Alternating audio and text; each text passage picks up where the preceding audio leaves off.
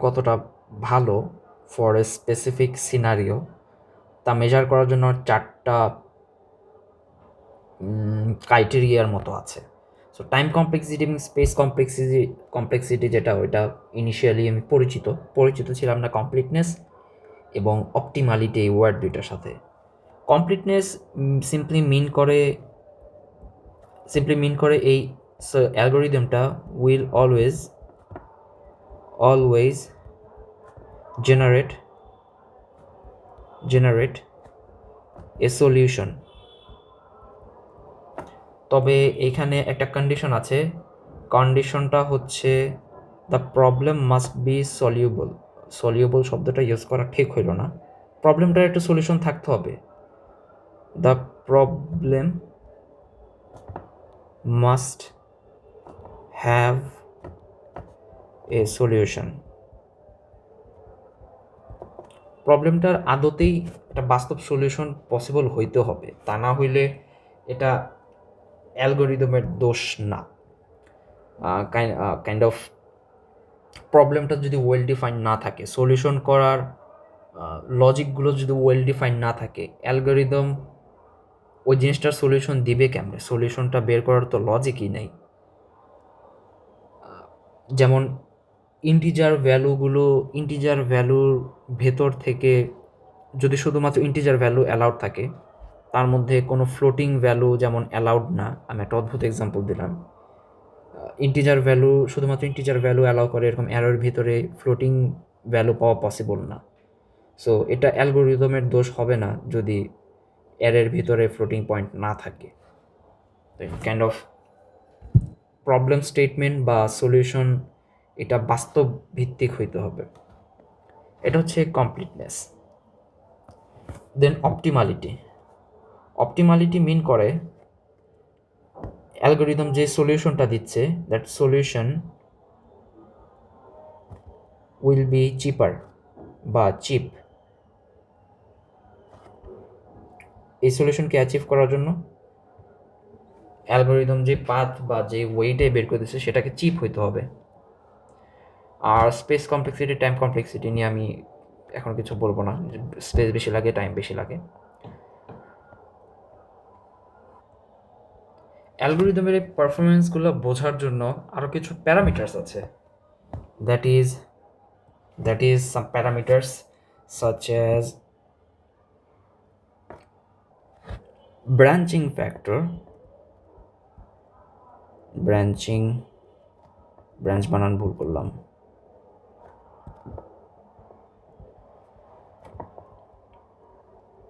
Branching factor, এটাকে শর্টে B দ্বারা প্রকাশ করা হয়। ম্যাক্সিমাম ব্রেথ, এটাকে ডি দ্বারা প্রকাশ করা হয় প্রবাবলি, না এম দ্বারা প্রকাশ করা হয়, এম। আর হচ্ছে সলিউশন ব্রেথ, ডেপথ, এটাকে ডি দ্বারা প্রকাশ করা হয়। এগুলো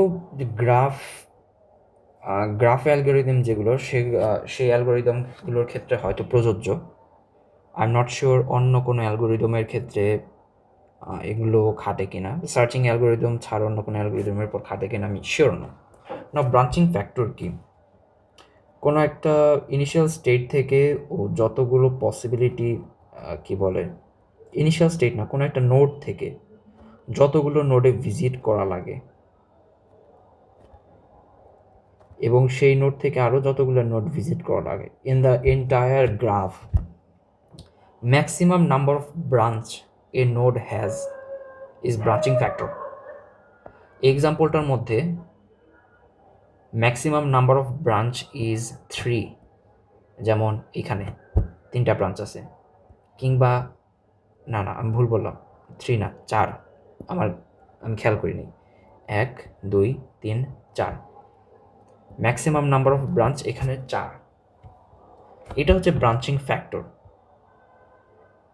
সো কোনো অ্যালগোরিদমের ব্রাঞ্চিং ফ্যাক্টর ব্রাঞ্চ বা বি, এইটা ফাইনাইট হইতে হবে, ইনফাইনাইট হইতে পারবে না। লাইক ওর কাছে ফাইনাইট সংখ্যক ব্রাঞ্চেস থাকতে হবে। ইনফাইনাইট ব্রাঞ্চেস থাকলে বর্তমানে আমার কাছে যে রিসোর্সগুলো আছে সেই রিসোর্সগুলোতে আমি কম্পিউটেশন করতে পারবো না।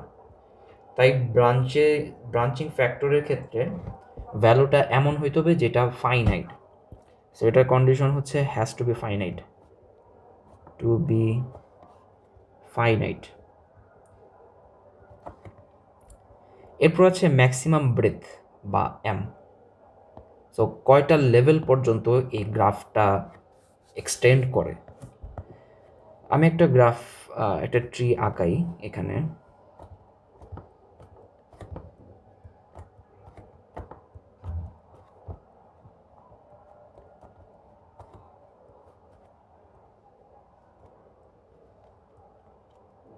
অলরাইট, নাও ধরে নিচ্ছি এটা হচ্ছে লেভেল 0, এটা তাহলে লেভেল 1, এটা লেভেল 2, এটা লেভেল 3। আমার এই এক্সাম্পলে ম্যাক্সিমাম ব্রেথ বা ম্যাক্সিমাম নাম্বার অফ লেভেলস তাহলে হবে 3।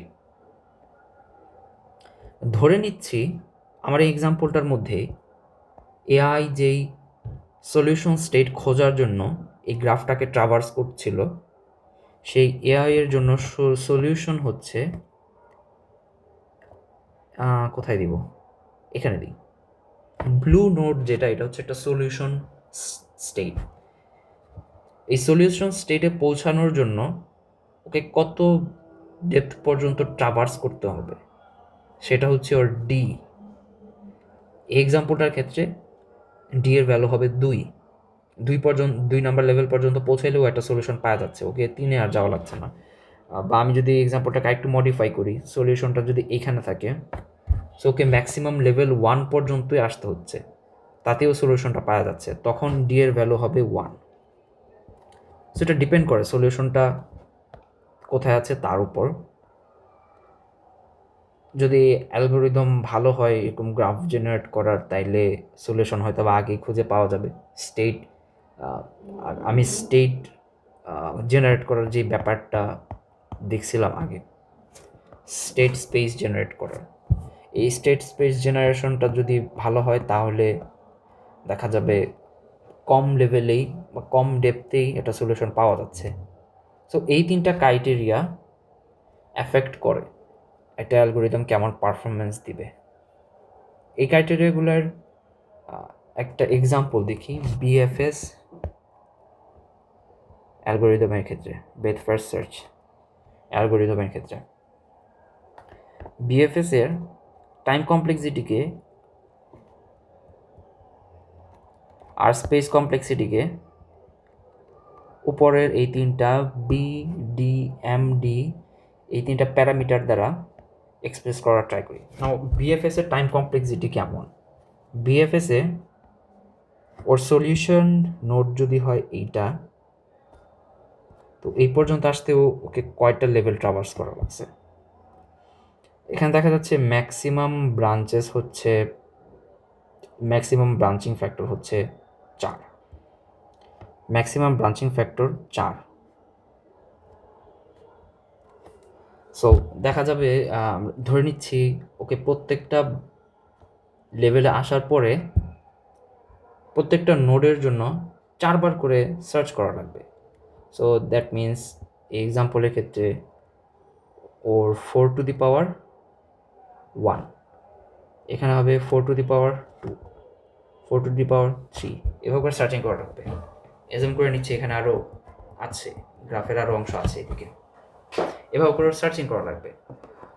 ও ঠিক ততক্ষণ পর্যন্ত সার্চ করবে যতক্ষণ ও লেভেল 2-তে পৌঁছাচ্ছে, কারণ লেভেল 2-তে এই সলিউশনটা এক্সিস্ট করে। যদি ব্যাপারটাকে একটু জেনারেলাইজ করতে চাই, ওর সলিউশনটা যদি লেভেল এনে থাকে 4 টু দি পাওয়ার n, এখানে যদি ওর সলিউশনটা এক্সিস্ট করে, তাহলে কিন্তু ওকে বেসিক্যালি ওর ব্রাঞ্চিং ফ্যাক্টরের পাওয়ার n সংখ্যকবার ইটারেশন করতে হচ্ছে, কারণ ওর ব্রাঞ্চিং ফ্যাক্টর ছিল 4, তাই আমি এক্সাম্পলে 4 লিখছি। বেসিক্যালি ব্রাঞ্চিং ফ্যাক্টরের পাওয়ার n সংখ্যকবার ওকে ট্রাভার্স করা লাগছে। এখানে এন এর পরিচয় কি? N K? এন হচ্ছে ওর সলিউশন ডেপথ, অর্থাৎ যেই লেভেল এন, যেই লেভেলে আসার পরে ও একটা সলিউশন পাওয়া গেছে, সলিউশন ডেপথ, সেই লেভেলেই বিএফএস সার্চিং করা অফ করে দিবে। তার মানে B to the power N না বলে বি টু দি পাওয়ার ডিও বলতে পারে। That is branching factor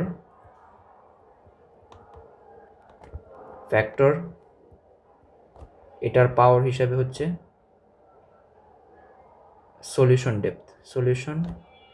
depth TH, বানান কি ভুল লিখলাম মনে হয়, B to the power D.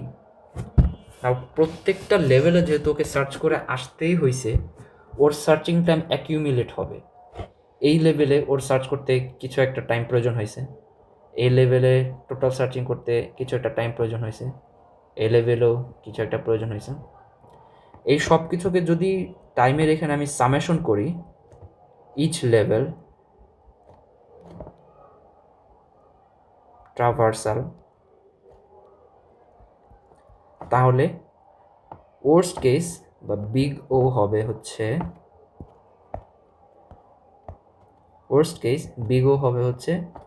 B to the power D. So এই প্যারামিটারগুলোর মাধ্যমে এই branching factor, solution breadth, maximum breadth, এটার মধ্যে থেকে মাত্র দুইটা প্রয়োজন হয়েছে, সেটা হচ্ছে বি আর ডি, ব্রাঞ্চিং ফ্যাক্টর আর সলিউশন ডেপথ। এই দুইটাতে টাইম কমপ্লেক্সিটিকে স্টোর করা, কী বলে, এক্সপ্রেস করা গেল। স্পেস কমপ্লেক্সিটির ক্ষেত্রেও সেম হবে। যতগুলো নোড ওকে ট্রাভার্স করে আসতে হচ্ছে, ততগুলো নোড কিন্তু ওকে স্টোর করা লাগতেছে কিউইতে। সো স্পেস কমপ্লেক্সিটিটা হবে ওই নোডগুলোর যোগফল, প্রত্যেকটা লেভেলে যাচ্ছে, ট্রাভার্স করতেছে এবং নোডগুলোকে রাখতেছে স্টোর করে, তাই টোটাল নাম্বার অফ নোডস ওই সলিউশন স্টেট পর্যন্ত পৌঁছাইতে, তাই এটার স্পেস কমপ্লেক্সিটিও ওয়ার্স্ট কেস হবে B to the power D. Maximum breadth এখানে ব্যবহার হচ্ছে না, বা এটা এক্সপ্লেন করার জন্য প্রয়োজন হচ্ছে না। এইটার কারণ বিএফএস ঠিক সেখানেই স্টপ হয়ে যাবে যেখানে ও সলিউশন পাচ্ছে, আর সলিউশনের ডেপথ যেহেতু ডি, ম্যাক্সিমাম ব্রেথ নিয়ে আমাদের বা এম নিয়ে আমাদের দুশ্চিন্তা করার প্রয়োজন নাই। যেখানে সলিউশন পাবে সেখানেই এই অ্যালগোরিদমটা থাইমা যাবে। এটা ছিল বিএফএসকে প্যারামিটার্স অফ অ্যালগোরিদমের পারফরমেন্সের ফ্যাক্টর, যেমন ব্রাঞ্চিং ফ্যাক্টর, ম্যাক্সিমাম ব্রেথ এবং সলিউশন ডেপথ দিয়ে এক্সপ্লেন করা। অ্যালগোরিদমের পারফরমেন্স মেজার করার জন্য চারটা ওয়ে আছে বা চারটা মেজারমেন্টস আছে। এক হচ্ছে কমপ্লিটনেস, যেটার মানে হইল সলিউশনটা যদি এক্সিস্ট করে, বাস্তবিক ভিত্তিতে যদি সলিউশন এক্সিস্ট করে, তাহলে এই অ্যালগোরিদমকে রান করাইলে ইচ টাইম একটা সলিউশন জেনারেট করা হবে। মানে প্রবলেমটা যদি সলিউশন করার মতো হয়, তাহলে অ্যালগোরিদমকে রান করাইলে ও একটা সলিউশন দিবে। এটা হচ্ছে কমপ্লিটনেস। এরপর অপটিমালিটি, অ্যালগোরিদম যে সলিউশনটা জেনারেট করবে সেটা চিপ হবে। স্পেস কমপ্লেক্সিটি, স্পেস কতটুকু লাগে, কমে না বেশি লাগে নাকি কম লাগে, আর টাইম কমপ্লেক্সিটি হচ্ছে টাইম বেশি লাগে নাকি কম লাগে। এই হচ্ছে অ্যালগোরিদম রিলেটেড আমার আন্ডারস্ট্যান্ডিং। এই কোর্সে ফ্যাকাল্টি বলেছে আমি আরও 10টা অ্যালগোরিদম শিখবো, 221-এর যে অ্যালগোরিদমগুলো শিখেছি ওগুলো ছাড়া। স্টিল আমার আগের অ্যালগোরিদমগুলো আরেকবার রিভিউ দেওয়া উচিত।